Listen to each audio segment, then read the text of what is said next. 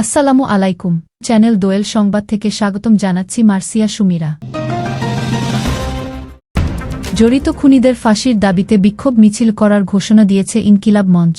আজ সোমবার ২ ডিসেম্বর বিকেল ৩টায় শহীদ হাদি চত্বর, শাহবাগ থেকে শহীদ মিনার পর্যন্ত এ বিক্ষোভ মিছিলের কর্মসূচি ঘোষণা করা হয়। রোববার ২ ডিসেম্বর রাত ১টার দিকে ইনকিলাব মঞ্চের ভেরিফাইড ফেসবুক পেজ থেকে এ কর্মসূচির ঘোষণা দেওয়া হয়। এর কিছুক্ষণ পর রাত ১:১৮ ইনকিলাব মঞ্চের পেজ থেকে আরেকটি স্ট্যাটাস দেওয়া হয়। সেখানে বলা হয়, খুনিকে দ্রুত জীবিত গ্রেপ্তার চাই, বন্দুকযুদ্ধের কোনো নাটক দেখতে চাই না। ইনকিলাব মঞ্চের মুখপাত্র ওসমান হাদি ঢাকা ৮ আসনে স্বতন্ত্র প্রার্থী হিসেবে নির্বাচন করার জন্য প্রচার চালাচ্ছিলেন।